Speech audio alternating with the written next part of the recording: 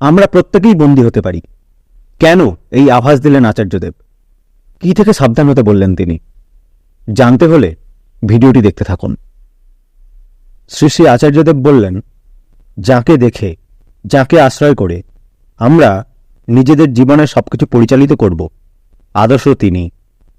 আদর্শ হল আদৃষ্ট যুক্ত অনট, যাকে ধরে, যাকে দেখে সবকিছু জানা যায়, বোঝা যায়, এবং সেই তাঁকে কেন্দ্র করে মানুষের যে সমষ্টি হয়, সেটি সেই আদর্শে উদ্বুদ্ধ একটি জনগোষ্ঠীতে রূপান্তরিত হয়, যাকে সংগঠন বলা হয়। এটাই আমরা, আস্থা নির্ভর একটি সংগঠন। এই সংগঠনের দুটি প্রান্ত আছে। প্রথম, আমাদের আদর্শ আমাদের যা বলেছেন, যেমন হতে বলেছেন, যেভাবে চলতে বলেছেন, সেটাই নির্দেশ। আর দ্বিতীয়টি হল তার সাংগঠনিক রূপ, যেখানে তার কর্মকাণ্ড পরিচালনার জন্য একটা সমষ্টি বা গোষ্ঠী রয়েছে। প্রথম প্রান্তটি নির্ধারিত, ধ্রুব, এবং এই প্রান্ত ধরেই আমাদের চলতে হবে।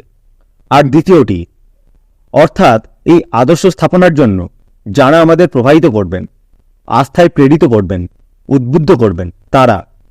আমরা প্রত্যেকে হলাম বিন্দু বিন্দু জলকণার মতো। এই বিন্দুগুলি সমষ্টিতে রূপান্তরিত করেই নদীর ধারা। সংগঠনও তাই। আমরা স্রোতের মতো বয়ে চলতে পারি, যদি এই দুটো পার আমাকে অক্ষুণ্ণভাবে অনন্তের দিকে নিয়ে যায়। মানুষকে ঠাকুরের কাজে যুক্ত করা, সমাজকে এবং ব্যষ্টিকে উদ্বুদ্ধ করা, এটাই হচ্ছে সংগঠনের কাজ। আমাদের কাজ কেবল হিসাব রাখা নয়, কেবল ইষ্টভীতি সংগ্রহ করা নয়, কেবল সৎসঙ্গ করা, মাতৃ সম্মেলন করা, উৎসব করা নয়। আমাদের কাজ হচ্ছে প্রত্যেকটি ব্যষ্টিতে এরকম করে ছড়িয়ে পড়া, প্রত্যেকটি ব্যক্তির দুয়ারে পৌঁছানো এবং তাকে উদ্বুদ্ধ করা, যাতে সে ঠাকুরের হয়ে উঠতে পারে।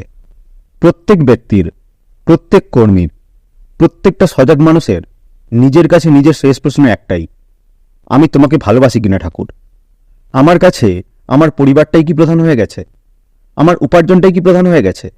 আমার ব্যক্তি স্বার্থ প্রতিষ্ঠাই কি প্রধান হয়ে গেছে? নিজের অন্তরকে এটাই জিজ্ঞাসা করার। যদি কারো অর্থমান যশে চাহিদা থাকে, তাহলে তার তাই হবে, আর সে ঠাকুর থেকে ক্রমাগত বিচ্যুত হতে থাকবে। তার বক্তৃতার জায়গা চাই, তার অমুক মন্দিরের পরিচালকের আসন চাই, সব জায়গায় কিন্তু ঠাকুর ওই রকম অর্থমান যশের পসরা সাজিয়ে রাখবেন তার জন্য। আর এখানেই তার পরীক্ষা নেবেন তিনি, যে তার অন্তর্জগৎটা ইষ্টের কিনা, সে ওইসবে মুগ্ধ হচ্ছে না তাতে মুগ্ধ হচ্ছে। আমার নিজের অন্তর্জগতের একটা অনুভূতির ঘটনা আপনাদের জানাই। কিছুদিন আগের ঘটনা। আমি তখন পুরী গিয়েছি। হঠাৎ একজনের আচরণ আমার মনে একটা অভিঘাত সৃষ্টি করল, আর সেই অভিঘাত আমার মন টলাতে লাগলো। মনে কষ্ট হচ্ছিল, খারাপ লাগছিল।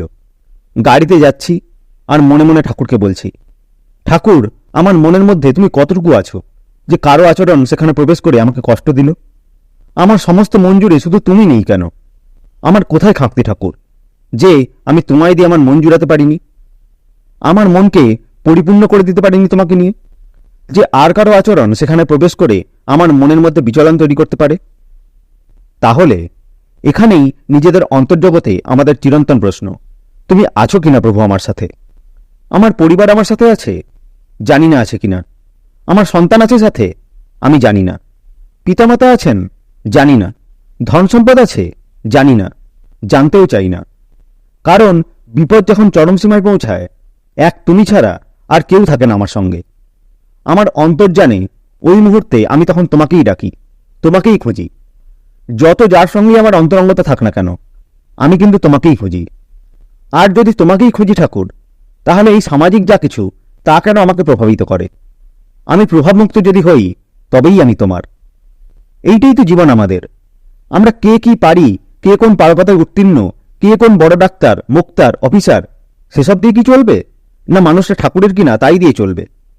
মানুষ যখন অসুস্থতায় পড়ে ছটফট করে, তখন সে সমাজের কোন উচ্চপদে অধিষ্ঠিত, কত তার ক্ষমতা, কোথায় যায় সেসব?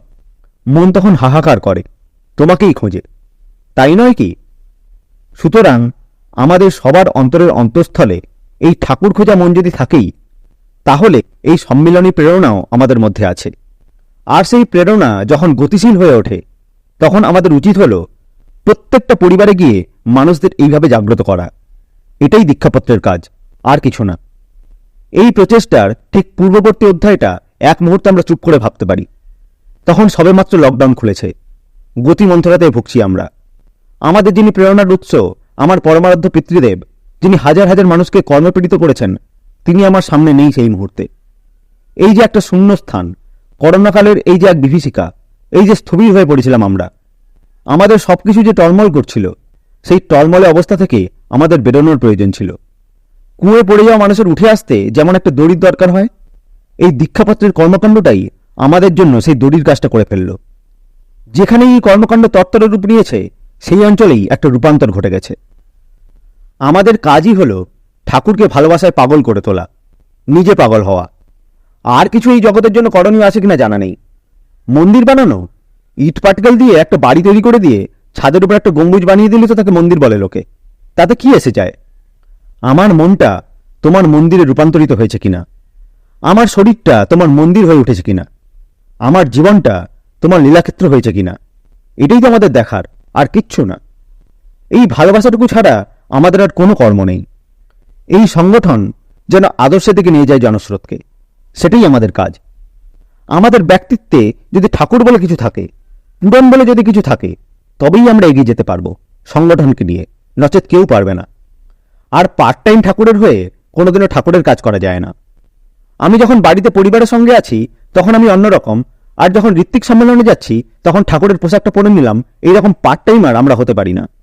হয় আমি ঠাকুরের, নয়তো আমি ঠাকুরের নই। আমরা যদি নিজেকেই খণ্ডিত করে রাখি, নিজের চরিত্রকে যদি একটি রেখায় সংগঠিত করে তুলতে না পারি, তাহলে সমাজকে কি সংগঠিত করব? ফোর্ড কোম্পানি যেভাবে তার অ্যাসেম্বলি লাইন দিয়ে অল্প সময়ে অনেক গাড়ি উৎপাদন করে বিখ্যাত হয়েছিল, তেমনি মানুষকে সংগঠিত করতে গেলে আগে আমাদের নিজেদের সংহত হতে হবে। প্রসঙ্গত বলে রাখি, ফোর্ড কোম্পানির অ্যাসেম্বলি লাইন একটি যুগান্তকারী পদক্ষেপ। ফোর্ড কোম্পানির মালিক হেনরি ফোর্ড পুরো কার তৈরির বিষয়টিকেই স্টেপ বাই স্টেপ বিভক্ত করেছিলেন। গাড়ির স্ট্রাকচারটা একটি কনভেয়ার বেল্টে রেখে তাতে স্টেপ বাই স্টেপ বিভিন্ন কর্মীরা এক এক করে কাজ করতেন। এর ফলে দেখা গেল, যে গাড়ি তৈরি করতে 12 ঘন্টা সময় লাগতো, সেই গাড়ি 2.5 ঘন্টাতেই কমপ্লিট হয়ে যাচ্ছে। একেই বলে অ্যাসেম্বলি লাইন। এর ফলে ফোর্ড কোম্পানি এরপর খুব কম দামে ভালো কোয়ালিটির গাড়ি বাজারে আনতে পেরেছিল। দাম খুব কম হওয়ায় সেই গাড়ি শুধুমাত্র ধনী ব্যক্তিরাই নয়, সাধারণ মানুষরাও কিনতে পারতেন। এর ফলেই অটোমোবাইল সেক্টরে শুরু হয় এক নতুন বিপ্লব। বলে চললেন শ্রী শ্রী আচার্যদেব। আমি ব্যক্তিটিকে উদ্ভাসিত করে তোলার চেয়ে আমার ব্যক্তিত্ব যদি স্মিত হয়ে চারিদিকে প্রেরণা এঁকে দিতে পারে, তবেই সার্থকতা। কেননা যেখানেই একটা মন্দির হবে, সেখানেই পরিচালক নামক একটা ব্যক্তিত্ব তৈরি হবে। সেই ব্যক্তিত্বে যদি ঠাকুর প্রধানরূপে চরিত্রগত হয়ে ওঠেন, তাহলে সবাই এসে সেখানে মধুমাছির মতো ছাপিয়ে পড়বে। আর নয়তো সেই ব্যক্তিত্বই সবকিছুকে ছাপিয়ে নিজে প্রধান হয়ে উঠবে, এবং তখন তাকে ঘিরে একটা বলয় তৈরি হবে। মানুষ যে কোনো কর্মের মধ্যেই থাকে, সেখানে তার একটা ব্যক্তিত্ব তৈরি হয়, এবং সেই ব্যক্তিত্বকে ঘিরে একটা বলয় তৈরি হয়, আর ওই বলয়ই তাকে বন্দী বানিয়ে ফেলে। সে আর অনাবিল হতে পারে না। সে নিজে বক্তৃতা দেবে, কিন্তু অন্যের যাজন শুনতে পারবে না। সে নিজে গান গাইবে, কিন্তু অন্যের শ্রোতা হতে পারবে না।